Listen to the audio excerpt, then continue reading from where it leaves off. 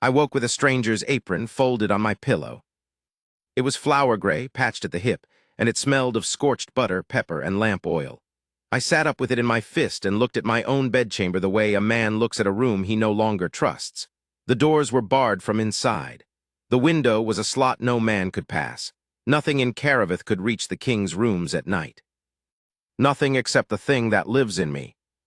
"Bram," I said. He did not answer. He never answers when he has done something. He only lay there behind my ribs with his chin on his paws, radiating a kind of insufferable peace. I put the apron in a chest and told nobody. 3 nights later there was a second one, striped, still damp, laid across my boots like an offering. Then a wooden spoon cracked. Then a ribbon, then a hand towel with a scorch mark shaped like a leaf. By then the marshal had heard. Holly's Tarn had been my father's marshal before he was mine, and he had the particular talent of delivering bad news as though it were weather. He came into the map room at dawn, put his gloves on the table, and said, "There's a complaint from the Lantern Rose." There is always a complaint from the Lantern Rose. This one is about a wolf. I did not look up. "Caravith has wolves." "Caravith has wolves in the hills," Holly said. "This one is in the market. Gray, they say. Enormous, they say. Comes down the rows after the second bell, eats what it likes, and steals cloth." "Cloth?" "Aprons, mainly." He let that sit. 11 of them by the tally the market keeps. They keep a very good tally. I put down the pen. Behind my ribs, Bram stretched luxuriously. "They've asked the crown for compensation," Hollies went on, "and for the wolf's head." "Have they?" "They have priced the aprons and the wolf separately." He almost smiled. "The wolf is worth less. That is the rose for you. You must understand what Mirogate is. Caravith is a hot country, bald hills, white stone, an air that shimmers till sundown, so nobody in my capital does anything worth doing before dark. But when the sun goes, the Lantern Rose wake up. 4 crooked streets of griddles and awnings and hanging lamps, smoke going straight up into a purple sky, fiddles, arguments, cinnamon, fat spitting, somebody's grandmother shouting a price at somebody's grandson. My father called it the loudest square mile in the world and stayed away from it. So had I a king in that street is a stone in a river. Everything has to go around him, and the evening is spoiled for everyone. I had, for 11 years, done my duty at a polite distance from my own people's happiness. "Send the compensation," I said. "Send it how? The crown paying for aprons?" Hollies picked up his gloves. "They'll say the wolf is yours." I looked at him. "They already say the wolf is yours," he admitted. "They say it very freely. There's a song." And Bram, I felt it, plain as a hand on my shoulder. Bram was pleased.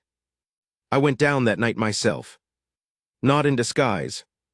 I want that understood, because there is a kind of king who tests his people by lying to them, and I have always thought him a coward. I wore a plain coat because a crown in a food market is a joke, and I went in on foot with 2 of my own guard walking well behind me, and the first man who recognized me dropped a skewer. The word went up the rows faster than I walked. Griddles kept hissing. Nobody knelt. The rows do not kneel, they look.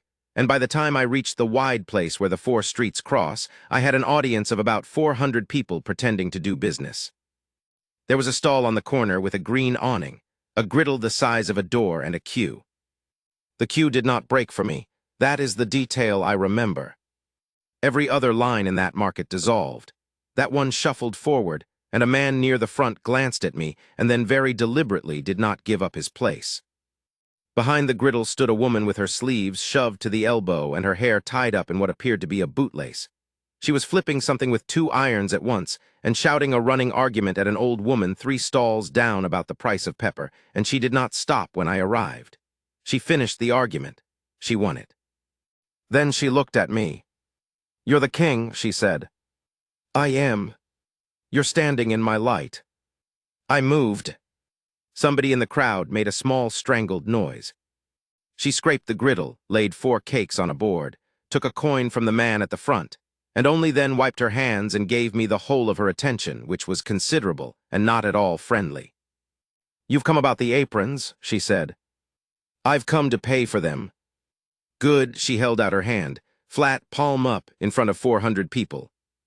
"I put silver in it." She counted it. She counted it, standing there, lips moving, and the rows made a sound like a held breath, and I discovered something extraordinary. I was enjoying myself. "That's short," she said. "It's 4 times the tally." "It's short," she said, "because your tally counts cloth. It doesn't count the night your animal took the strap of my grandmother's apron off the hook and left me with nothing to wear to work, and I served 200 suppers with grease to the collarbone. It doesn't count my apprentice, who's 14, who's not slept right since a wolf the size of a pony looked at him through a hanging rack." She poured the silver into a jar without looking. "And it doesn't count that you sent a marshal to tell us to be reasonable, and you're only here now because we asked for its head." "You did ask for its head." "We did." She picked up her irons again. "We're not going to get it, though, are we?" The rose went absolutely, dangerously quiet. I said no. "No," she agreed, satisfied, and flipped a cake. "Because it's yours." I had not admitted it. I did not admit it then. But I have been in war councils and hostage exchanges, and once, memorably, a hunting pit, and I have never in my life been read the way that woman read me across a hot griddle in 10 seconds. "Sabra weft," said someone helpfully from the crowd, and about 9 people hushed him at once. "Sabra weft," I said. "That's me." She did not look up. "Tell your wolf, sire, that if he wants my apron he can come and ask me himself, in daylight, like a person." Then she called, "Next," and a boy with a copper pot stepped between me and her, and that was the end of my audience with the market. I walked back to the keep in a state I did not recognize. And behind my ribs, for the first time in 11 years, my wolf was singing. I should explain about Bram, because people outside Caravith get it wrong. He is not a beast I turn into. He is not a curse, and he is not a passenger. He is the older, ruder, less careful half of me, and for most of my life he has kept his own counsel and his own hours. My father's wolf hunted. My grandmother's wolf sat in on councils, and they say once ate a treaty. Mine had, since the crown came to me, done nothing at all but sleep. I had assumed that was what a king's wolf did. I had assumed it was what I did. Apparently, he had simply been waiting for something to be worth the walk. "Why Aprons?" I asked him that night, aloud in an empty room like a lunatic. He gave me, in the way he gives me things, not words, never words, but a shape, the smell of scorched butter and pepper and lamp oil. "That's her stall," I said. "That's the smell of her stall." The shape he gave me back was so smug I had to stand up and walk it off. The Ashenlode alliance had been settled for a year and a half. I wanted on the record that I did it with my eyes open. Caravith is hills and heat and one good road. Ashenlode is the river, the timber, the north gate, and Lady Vera Ashenlode is the shrewdest head in 4 packs and has never once lied to me, which is more than I can say for my own counsel. We had negotiated a treaty of 11 clauses. 10 of them were roads, tariffs, forest rights, and the mutual defense of the passes. The 11th was me. Bride clause, my counsel called it, comfortably, the way men say a word that costs them nothing. Sign here. The Rose sang about it, and the Hill Packs approved, and Vera herself had shaken my hand on it in this same map room and said, dryly, "Neither of us is disappointed, hail. Don't look so funereal." I had not been disappointed. That is the truth. I had been 39 years old and a widower's son and a king with no mate and no expectation of one, and the clause had felt like the last sensible arrangement of a sensible life. You do not grieve a door you never thought would open. The trouble is that I signed it in winter, and Bram woke up in summer. I went back to the Rose the next night to settle the apprentice's fright. That is what I told Hollies. That is what I told myself. I brought a purse and a written apology, which is a thing kings do not do, and I found the green awning, and Sabra Weft looked up from her griddle and said, "Oh no. I've come about your apprentice." "You've come about my apprentice," she addressed the entire street. "Tomas, the king's here about your nerves." A boy in the back put his head in his hands. "He wants nothing," she said to me, "except never to be mentioned again as long as he lives, which you've now ruined. Sit down, you're blocking the queue." There was a stool. I have sat in the great chair of Caravith. I sat on the stool. She fed me. She did not ask. A plate simply appeared, a griddle cake folded around something hot and sharp and green, and I ate it standing at the edge of my own kingdom while a woman in a bootlace conducted an 8-way argument about a shipment of onions, and it was the best thing I had eaten in a decade, and I said so. "Yes," she said, "I know." Her aunts arrived within the hour. I want you to understand that this was not chance. Sabra weft has ants the way the sea has weather, constantly, from all directions and with opinions. Aunt Rel sat down opposite me and asked what my intentions were regarding the aprons. Aunt Josen asked whether it was true I ate alone. A cousin, there were cousins, asked whether the wolf could be trained, and Sabra said, without turning round, "Nothing in that family can be trained," and the Rose laughed at me. At me. Openly, warmly, the way you laugh at a man you have decided to keep. I laughed too, it came out rusty. Here is the part I cannot make sound reasonable. The bond did not come to me as a mark. There was no light. Nothing burned on anyone's hand, and my wolf did not go still. Bram has never gone still in his life, and he did not start then. What happened was smaller and worse. Sabra weft, in the lull after the second bell, took a fiddle down from a hook over the griddle and tuned it. I have no ear, my mother despaired of it. But when she brought that fourth string up, bending it slow, listening, nudging it, listening, something in my chest came with it. Some note I had been carrying my whole life, half a tone flat, so slightly and so constantly wrong that I had taken it for the ordinary sound of being alive, slid up under her hand and came true and sat there and rang. I put my cup down very carefully. She didn't notice. She played 3 bars of something filthy and cheerful, and the Rose picked it up, and the whole street was singing before she had finished her cup, and I sat on a stool in the middle of it with my heart in tune for the first time since I was a boy and thought, with total clarity. "Oh, there you are." And then, immediately after, in my marshal's voice, "You signed Clause 11 in February." I stopped going. 8 nights, I am not proud of them. I took my supper in the map room with the tariff schedules, and I did not go down to the Rose, and I told myself it was decency, and it was decency, and it was also cowardice wearing decency's coat. Bram went anyway. I would wake with grease on my hands and a fiddle tune in my teeth, and twice an apron. He was not subtle. He had never been subtle.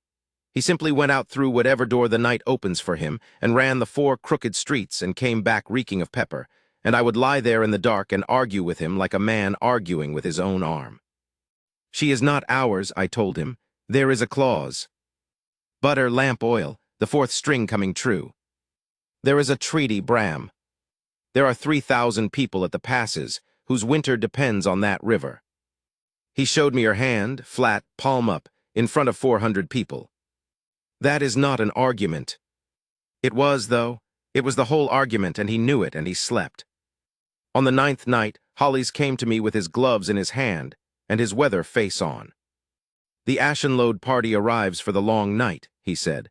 "Lady Vera will expect the clause announced in open council. It's been 18 months, sire. The hill packs are asking." "Announce the roads," I said. "Announce the forest rights." "They don't want roads, they want the wedding." He set the gloves down. "And there's the market charter."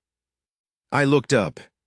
The Lantern Rows hold their streets by a charter my great-grandmother sealed. They pay the crown a fixed rent, and in exchange no lord, no guild, and no marshal may license, tax, or close them. It is an absurd document. It is why the Rows are the loudest square mile in the world.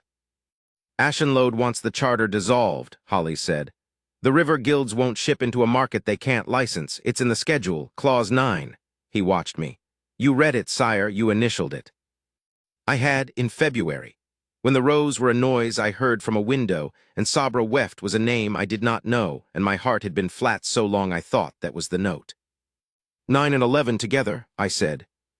9 and 11 together, Hollies agreed. "Her market and your hand. That's the price of the North Gate." That night my wolf did not go out.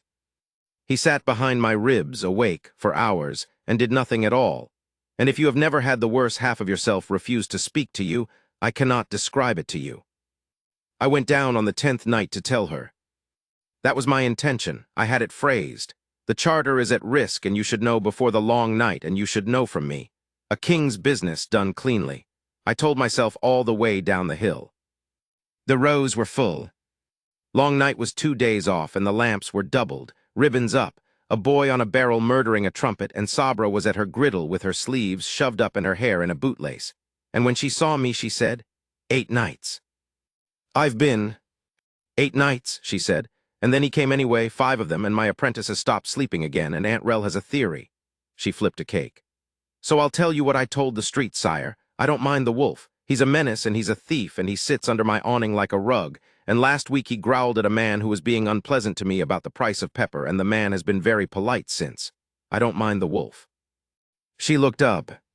"I mind that the king sends his animal down to look at me and won't come himself." The trumpet stopped. Somebody had stopped it. 400 people found something to do with their hands. I said, "It isn't that I won't." "Then what is it?" "There's a clause," I said. I had not meant to say it there. In the open, in the smoke, with the whole market listening.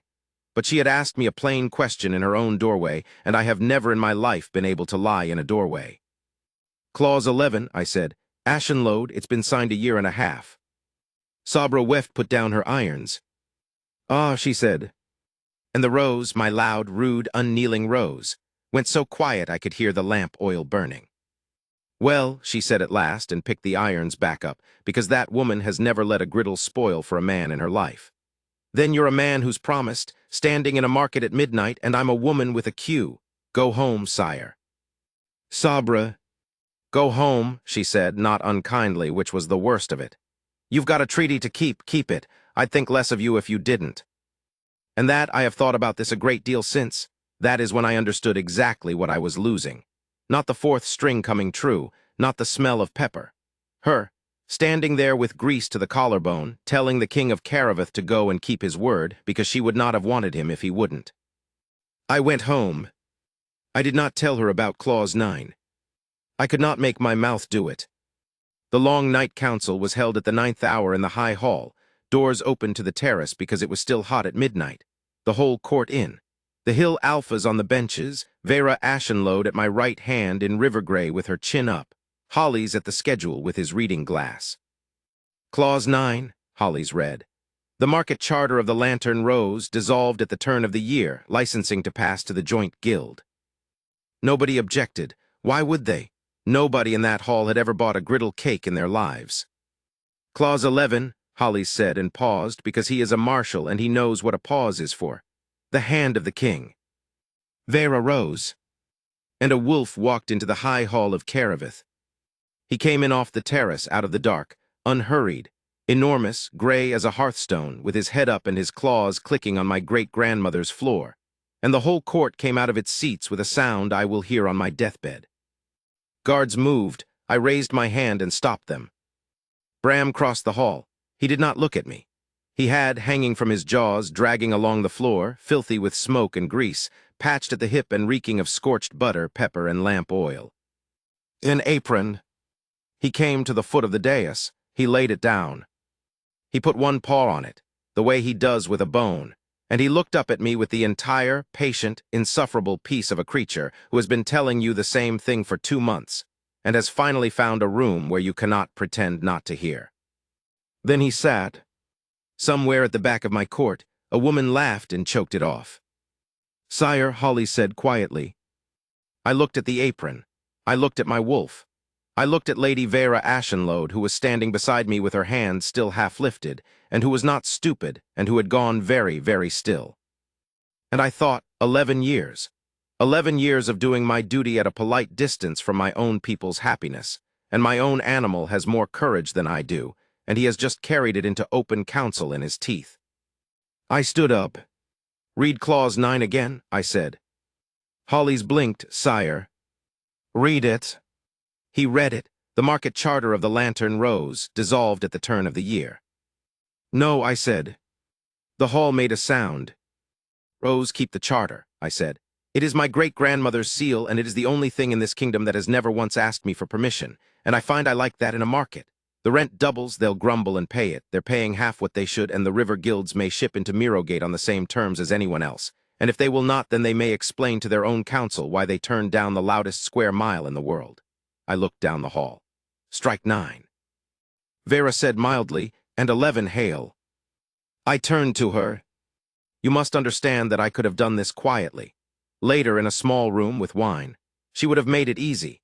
That is exactly why I would not have it done that way, because Clause 11 had been agreed in the open, and I had let her stand up in front of 4 packs, and she deserved to hear it standing from me, with her chin up, which is how she does everything.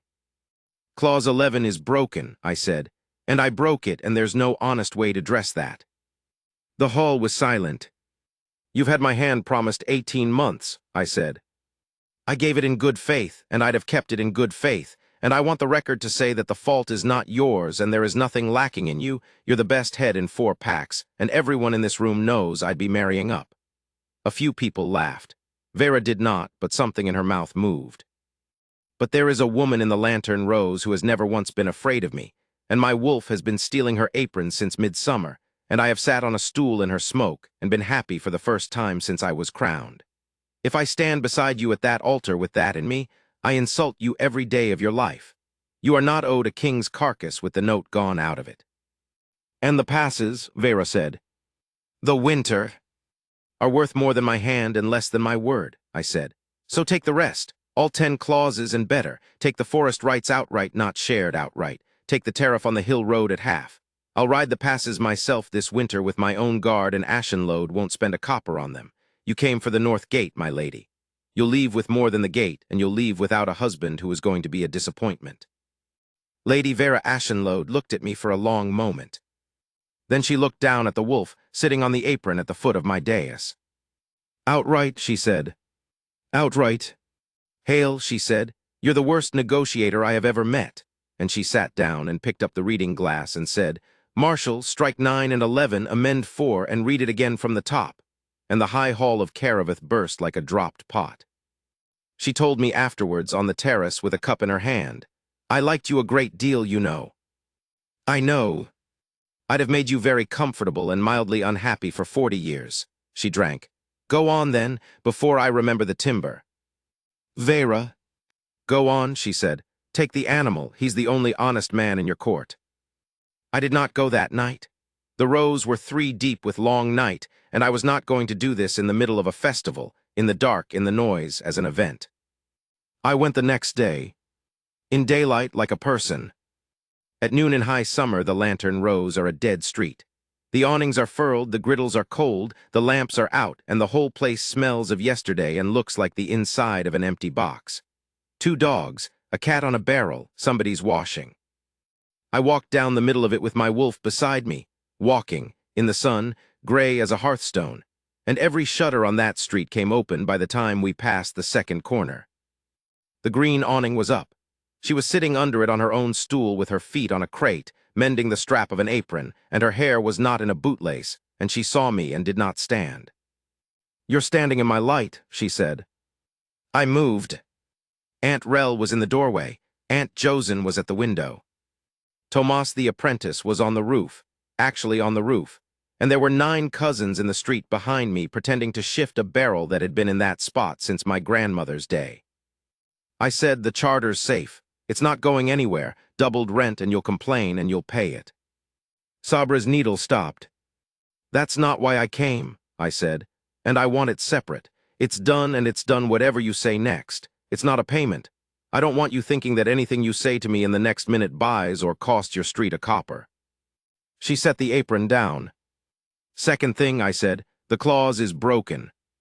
In open council, in front of the court and 4 alphas and Lady Ashenload, who took it standing and took my forests with it, and who is presently the most dangerous woman in the world, and I deserve that. And your wolf, Sabra said. I looked down. Bram had already, at some point in the last 10 seconds, lain down across her doorway like a rug. He carried your apron into my council in his teeth, I said, and put his foot on it in front of everyone and looked at me until I stood up. So I am here to tell you that the thief has been caught and that he was never stealing. He was fetching. He has been telling me for 2 months, and I was the last man in Caraveth to hear it, and the whole street knew before I did, and I understand there's a song. There are 4 songs, said Aunt Rel. Rel, said Sabra. There are 4, said Aunt Rel, and withdrew 1 step. I got down, not on both knees, I am not a fool, and she would have thrown something. On one, on the hot stone of her doorway, at the level of her feet on the crate, so she was looking down at me and not up, which is how I wanted it. Sabra weft, I said. Before I ask you anything, hear the refusal first, because you're going to have it in your hand and not in mine. No is a real answer. It costs you nothing. Not the charter, that's sealed, and it's not mine to take back now. Not this street, not your rent, not 1 hour of trade. Say no, and I'll get up, and I'll go home, and I'll never send an animal to look at you again, and you'll never see me in this market unless I'm queuing like everyone else.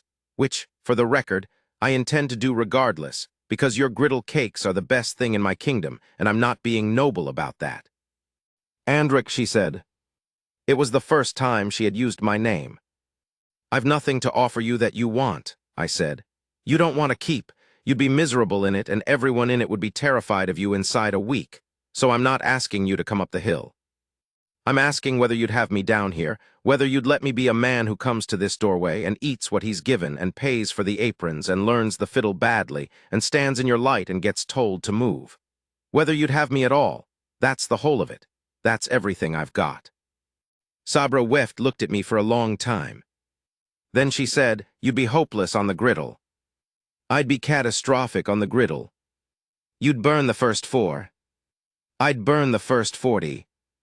And you'd pay for everyone you ruined, she said, at the price I set in front of witnesses, and Aunt Rel would keep the tally. I'd insist on it. And when the Hill Alphas laugh at you.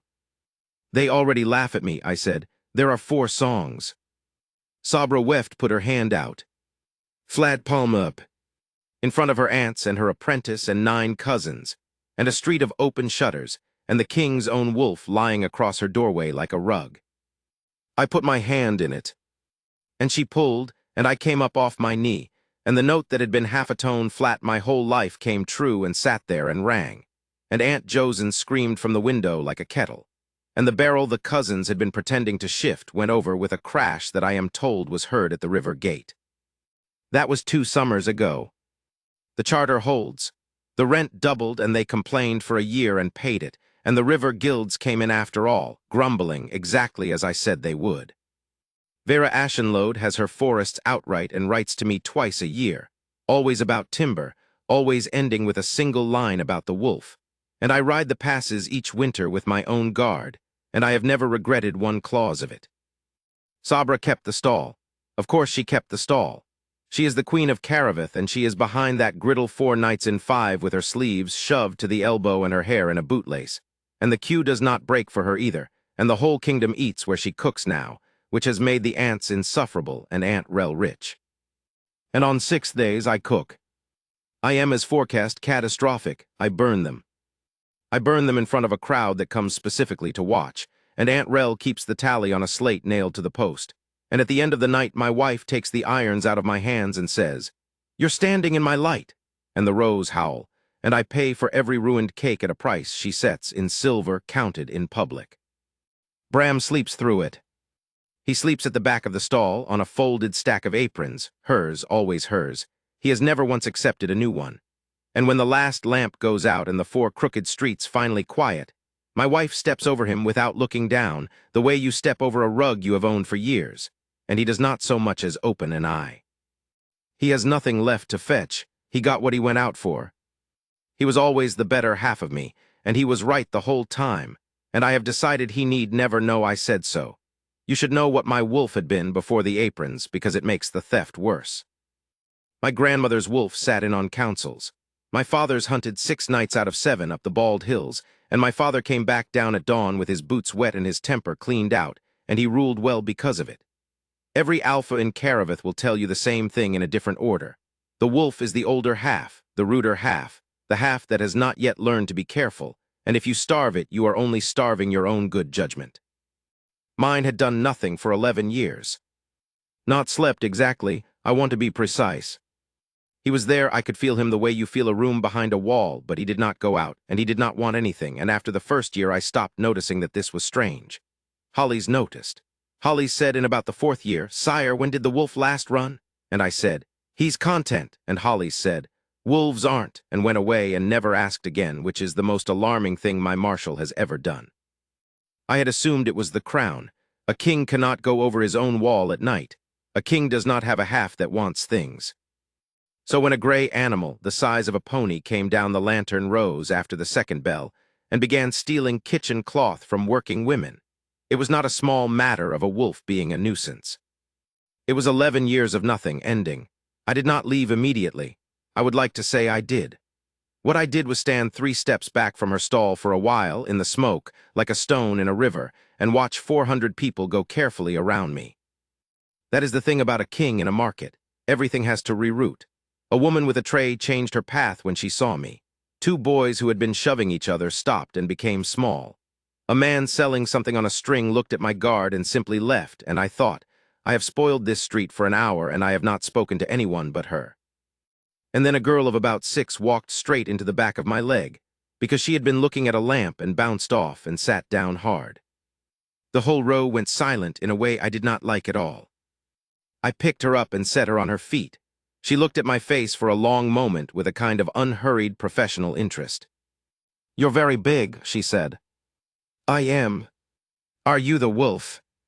Behind the griddle, without turning around, without stopping, Sabra Weft said, "Yes." The girl said, "Oh," and went away to look at the lamp again. That is when I left. Insert D goes after, they have priced the aprons and the wolf separately. He almost smiled. The wolf is worth less. No, correct placement goes after I brought a purse and a written apology, which is a thing kings do not do. Precise marker, insert after there was a stool. I have sat in the great chair of Caravith.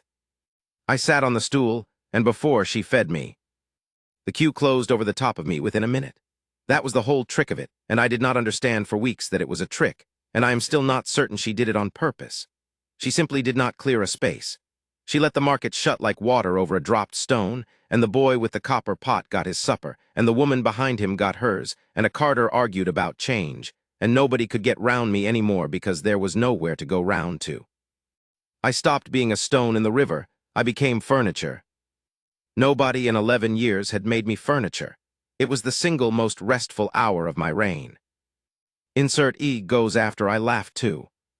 It came out rusty, and before, here is the part I cannot make sound reasonable. They had me back the next night, and the night after, and by the 4th I had stopped pretending there was an account to settle. The rows worked me out very fast. They are not sentimental about kings. Once the street decided I was not going to arrest anybody, they began charging me properly at the correct price with change, and then they began using me, which is worse and better. Aunt Josen had me hold a ladder. Understand? The king of Caravith, in a plain coat, holding a ladder in the lantern rose at midnight, while a woman of about 70 rehung a lamp bracket and criticized his grip. My guard stood 20 feet off with the expressions of men watching a building come down. Sabra never even looked over. When Josen came down, she patted my arm and said I was useful, and the whole row filed that away forever, and it is in one of the songs. There was a man named Korik who came to the green awning about the price of pepper. He came most nights. He was loud about it, and he stood a little too close to the griddle, and he had the particular voice of a man who has decided that a woman working with her hands owes him an argument. Sabra dealt with him the way she dealt with weather. She did not raise her voice. She simply did not move and did not agree, and served the next 4 people over the top of him, and he got louder. On the 5th night, something in the dark behind the stall stood up. It did not come out. It did not growl exactly. It was lower than that, a sound you feel in the floor of your mouth, and every lamp on that corner seemed to go small, and Korik stopped mid-word with his finger still up. Sabra scraped the griddle. "He doesn't like shouting," she said. Korik paid the price on the board. He has paid the price on the board every night since, and he is, I am told, unfailingly courteous now, and once brought her a sack of onions as a gift and could not explain why. I said later into the dark of my own bedchamber, "That was not yours to do." Butter, lamp oil, pepper, a man's voice and the shape of a woman not moving. She had it handled. He showed me her hands, both of them. Full irons in one, a plate in the other, no third hand for anything at all, in a street where she is the only person who never gets to put anything down. I lay there for a long time. "That's not an argument either," I said, and he slept, and I did not. Insert F goes after, and I would lie there in the dark and argue with him like a man arguing with his own arm. "The 8 nights section, and before, she is not ours," I told him. "There is a clause." The keep is very quiet at night. I had never noticed. 11 years, and I had never once noticed that my own house makes no sound at all after the 9th hour. No fiddle, no fat spitting, no aunt shouting a price down a street, and that I had been calling that piece. I ate in the map room. I read the tariff schedules twice. I signed things. On the 6th night, I found myself standing at the north window for the better part of an hour looking down the hill at a smudge of orange light and the faintest thread of a tune, and Hollies came in behind me and said nothing at all for a while, which is his most expensive service. "The wolf's still going down," he said eventually. "He is." "They've stopped complaining about him," Holly set a candle on the sill. "That's the part I'd attend to, sire. A market that stops complaining has decided something. Insert G goes after. And if you have never had the worse half of yourself refuse to speak to you, I cannot describe it to you." And before, I went down on the 10th night to tell her. Vera Ashenlode arrived 2 days early. She always does. It is a habit of hers, and it is not courtesy. It is the shrewdest thing she does, because a party that arrives early sees the house as it actually is. She came up the hill with 40 riders in river gray and her own steward and no ceremony whatsoever, and she was in my map room within the hour with her gloves off, looking at my schedules. "You've amended 4, she said. "I've amended 4. "It's better than it was," she turned a page. "You've done nothing to 9. "No," said Lady Vera Ashenlode. "We had supper. We have always been good at supper. She is 51, and she has buried a husband and a brother, and run a river with more competence than my entire council has ever shown running a road. And she is very funny in a dry, sideways manner that requires you to be paying attention. We talked about timber. We talked about the passes, and a bridge, and a man in her council she was going to have to break. And then over the last of it she said, 'Hale, what's the matter with you?' 'Nothing.' 'You've laughed twice tonight. That's twice more than the whole of February.' She turned her cup. 'And there's a song about your wolf that my riders learned at the bottom of the hill in the time it took them to water the horses. 4 verses. One of them is quite obscene.' I said, 'It's the market.' I gathered it was the market." She looked at me over the cup with those flat gray eyes and did not blink. "I'm not going to ask you, you know. I've been married once. I've no appetite for prying a thing out of a man's chest with a spoon. If it's in there, it'll come out on its own, and I'd rather see where it lands." "Vera, Clause 9, she said, setting the cup down, "is the one you should be thinking about, not 11. 11's only your life." And she wished me good night and went to bed, and I sat in that room until the candles were stubs, and I understood that she had told me exactly what she thought of me, and I had not the courage to hear it yet. Insert H goes after she said. "The market, when he confesses the clause, and before, and the rose, my loud, rude, unkneeling rose, went so quiet I could hear the lamp oil burning." She did not look surprised. That is what took the skin off me.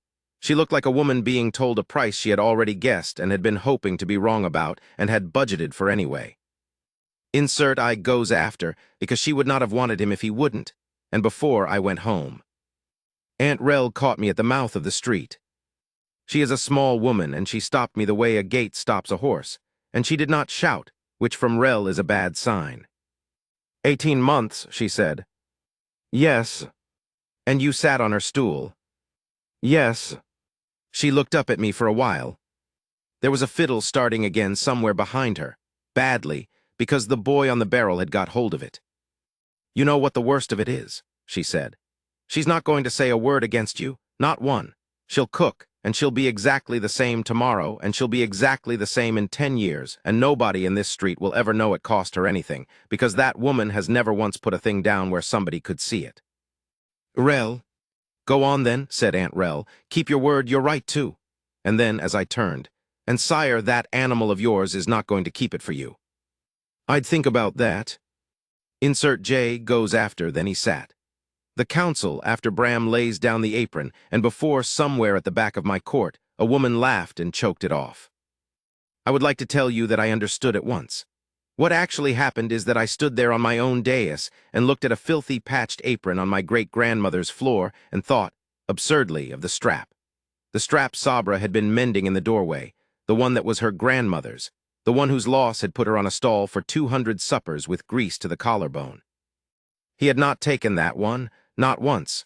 In 2 months of thieving, my wolf had never touched the one she'd have grieved. He is the ruder half, he is not the crueler one. Insert K goes after outright. "Hale," she said, "you're the worst negotiator I have ever met."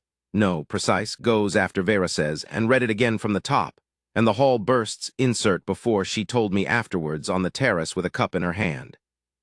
It took 2 hours to read the treaty again from the top, and I sat through every clause of it, because a man who has just broken his word in public does not then leave the room. Half my council would not look at me. The alpha of the red low benches asked twice whether the king was quite well. Hollis read on in the voice of a man reading weather, and when he came to the forest rights outright, he paused for exactly one heartbeat, and then read them. And that pause is the only opinion my marshal has ever offered me on the subject of my marriage. The wolf lay on the apron at the foot of the dais the entire time, in front of the court of Caraveth, and did not move, and went to sleep somewhere around Clause 7. Insert L goes after, take the animal. He's the only honest man in your court. And before, I did not go that night. I said, you could have had the passes and my hand both. You'd only have had to hold me to it. Vera looked out at the dark hills for a while. I've held a man to a thing before, she said. I got 22 years of a perfectly pleasant husband who was in tune with somebody else. She drank. Don't mistake me, Hale. I'm not being kind. I'd have taken your hand and made it work, and neither of us would have died of it. But you stood up in front of 4 alphas and said the fault was yours out loud, where it cost you.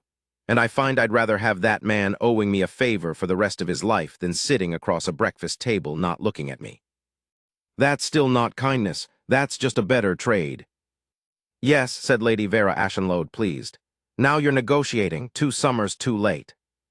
Insert M goes after 2 dogs, a cat on a barrel, somebody's washing.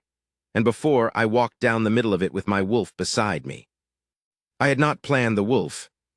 I want that understood, because it looks like theater, and it was not. I came out of the keep gate at noon meaning to walk down alone, and he came out of me at the second turning in broad daylight, no dark, no second bell, no going over a wall, simply stepped out into the white noon like a man shrugging off a coat, and fell in at my knee and looked straight ahead. 11 years he would not go out. 2 months he would only go out at night like a thief. And on the one morning it counted he walked down the middle of the street in the sun where every shutter in Mirrogate could see him, because he was not stealing any more and he wanted them to know it. Insert N goes after, and when the Hill Alphas laugh at you. They already laugh at me, I said. There are 4 songs, and before Sabra Weft put her hand out. 5, said Tomas from the roof. Nobody looked up, nobody had to. 5, I said.